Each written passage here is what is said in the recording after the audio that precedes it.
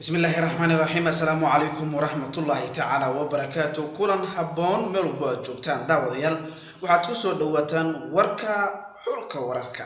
qodobada aad warka ku daawan doontaana waxa kamid ah madaxweynaha maamulka Koonfur Galbeed Lafta Green waxa uu ka hadlay qarax shalay ka dhacay Bardaale qaraxaasi yaa la eegtay maxaa uu sakayri ولديسو قبضنا إبراهيم علي آدم نجح كلن جارها يولي شيء حبنا كسر مدوق أفريقيا أمسهم على الشباب دجال كذا عيال كبلا مدونه قبل كشباب العصير مدحناها ماملك السومالن سيدك دجا يوجودي ماملك بنتلان وحاولي محابيش تكحرن قروا دقدك الله صداي ماملك بنتلان وحاول جواب عدسي وزيرك وحبرشد عبد الله جودح بره أو مامهن أذن جدني ماملك كاسين مسؤول كل دواء ما يقال كعيو يفافهين كله أو صوب حسيان يسوق بدونا حلبان مريم عريف وحاي كين يكجدكتي حد جذب كأي سمين يسوق عبد الله جود حبر ويرس عباد وهرسن من امتحان كمان مكبونت لان أي قاعدة وواع وفشلين وحكى له قيب كأنا يروح للشيء إنه كتر سنية على الشباب أو السوري كل انتهى كأحسن مركلة ملبوع جوتان قياري إنه كل لون وركا مدحناها ماملك كونفور galbeed Cabdicasiis Xasan Lafta Green ayaa ka hadlay qarax shalay ka dhacay magaalada Bardaale madaxweynaha maamulka Koonfur Galbeed Cabdicasiis Xasan Lafta Green ayaa ka hadlay qaraxii qasaaraha geystay ee ka dhacay degmada Bardaale ee gobolka Bay ee maamulka Koonfur Galbeed shir jiraa'id oo ku qabtay xafiiskiisa ayuu waxa uu kaga tacsiyay dadkii ku dhintay qaraxaasi oo ka mid yahay Captain Faller Liban Nuur oo ka mid ah golaha deegaanka ee degmada Bardaale sidoo kalena ah sargaal ka tirsan ciidanka xoogga dalka waxa uu sheegay in al-shabaab ay dhibaato ku hayaan shacabka iyo mas'uuliyiinta Koonfur Galbeed waxa uu ballan qaaday inuu wax badan u qaban doono ehelada dadkii ku waxyeelloobay qaraxaasi ciidamada maamulka Koonfur Galbeed Soomaaliya iyo mas'uuliyiinta maamulka degmooyinka Koonfur Galbeed ayaa ugu baaqay inay ka digtoonaadaan weerarada kaga imaanaya dhinaca al-shabaab waxa uu shacabka ka dalbaday inay dhankooda ciidamada la shaqeeyaan si kastaba qaraxii shalay ka dhacay degmada Bardaale waxa ku geeriyooday Captain Faller Liban Nuur oo ka mid ah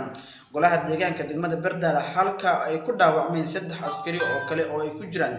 sargaal ka tirsan ciidamada daraawiishta Koonfur Galbeed oo lagu magacaabo Cabdullaahi Sheekh Maxamed Sheekh Muqtar oo qaraxa kolka uu dhacayay goobta joogay gobolka Shabeellaha Hoose waxa laga bilaabayaa howlgalka dhanaha al-shabaab gudoomiyaha gobolka Shabeellaha Hoose Ibraahim Ali Aadan Najax ayaa kulan gaar ah waxa uu la qaatay saraakiil ka socday ciidamada midowga Afrika ee AMISOM ee ku sugan Soomaaliya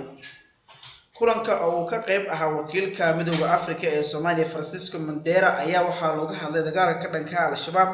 ee ka socda deegaano ka tirsan gobolka Shabeellaha Hoose gudoomiyaha gobolka Shabeellaha Hoose Ibraahim Ali Aadan Najax ayaa sheegay in kulan muhiim ah ay ahayd in sanadkan 2019 al-shabaab laga saaro deegaanada ay kaga sugan yihiin gobolkaasi waxaan kula muhiim ah la qaatay wakiilka midowga Afrika ahna madaxa ciidamada AMISOM ee Soomaaliya Ambassador Francisco Mandera ka oo looga hadlayay howlgalka ka dhanka ah al-shabaab ee ka socda gobolka Shabeellaha Hoose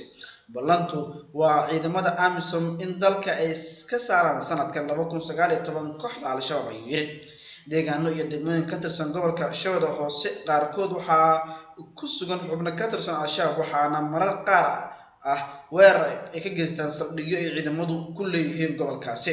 waxaana sidoo kale al-shabaab ay fuliyaan qaraxyo jidgooyooyin iyo sidoo kale weerar kale oo ay la beegsadaan mas'uuliyiinta gobolka Shabeellaha Hoose madaxweyne Muuse Biixi Cabdina waxa uu digniin culus u dirayaan maamulka Puntland madaxweynaha maamulka Soomaaliland Muuse Biixi Cabdi ayaa ku dhawaaqay qorshaha uu maamulkiisa ku sii deynayo qaar kamid ah maxaabiistii lagu qabtay dagaalkii deegaanka Tukaraq ku dhex maray ciidamada Puntland iyo kuwa Soomaaliland Muuse Biixi ayaa sheegay in Puntland ay wadaan nabad iyo walaalnimo inay Muuse Biixi ayaa sheegay in Puntland ay u wadaan nabad iyo walaalnimo inay xasilooni ku wada noolaadaan isla markaana uu dhex maro ganacsi xiriir wanaagsan si loo gudbo dhibaatooyinka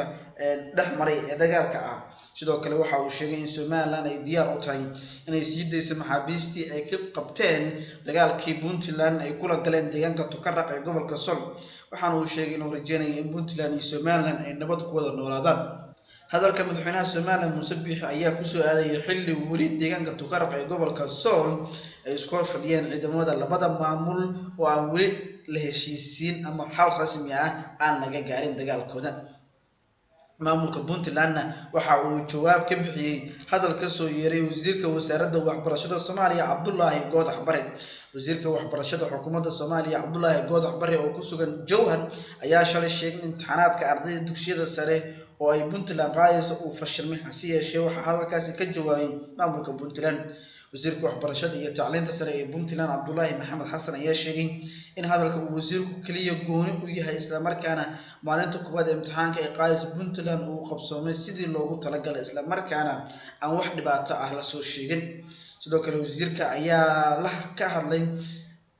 kale wasiirka oo la hadlay warbaahinta ka howlgasha deegaanada Puntland ayaa sheegay in xilligan uusan wax xiriir ah ka dhaxayn wasaaradda waxbarashada Puntland iyo wasaaradda waxbarashada xukuumadda federaalk ee Soomaaliya.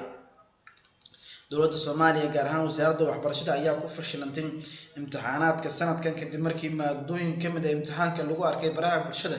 inkastoo booliska Soomaaliya ay sheegeen in falkaasi loo xiray shaqsi ka tirsan wasaaradda waxbarashada dowladda federaalk ee Soomaaliya oo la tuhumayo in uu bixiyay qishka imtixaanaadka isla markaana uu baraha bulshada ku faafiyay. mas-uul sare ayaa lagu dhaawacay magaalada Gaalkacyo, faahfaahin kala duwan oo ay ka soo baxayaan. wararka laga helay magaalada Gaalkacyo iyo xarunta gobolka Mudug waxa ay sheegayaan in xalay halkaasi lagu dhaawacay gudoomiyaha waxbarashada gobolka Mudug ee maamulka Galmudug. askari ka tirsan ciidamada maamulka Galmudug ayaa la sheegay inuu dhaawacay gudoomiyaha waxbarashada gobolka Mudug ee maamulka Puntland oo magaciisa lagu soo koobay Axmed Qodeeye xilli uu ku sugnaa koonfurta magaalada Gaalkacyo.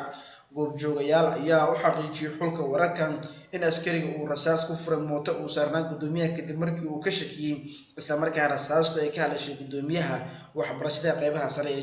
jirkiisa. isbitaalka weyn ee magaalada Gaalkacyo ayaa la geeyay dhaawiciisa si xaaladiisa caafimaad halkaasi loogu baxnaaniyo, waxaana wararku sheegayaan in dhaawiciisa uu yahay mid fudud. mas-uuliyiin ka tirsan wasaaradda waxbarashada Galmudug ayaa waxa ay sheegeen in askariga dhaawacay gudoomiyaha ay gacanta ku dhigeen ciidamo ka tirsan kuwa maamulka Galmudug ee ku sugan halka falku uu ka dhacay. hagaag meel ku aad joogtaan waxaan idin leenahay kulanti suuban. haddii aad nagu cusub tahay fadlan subscribe dheh channelkan.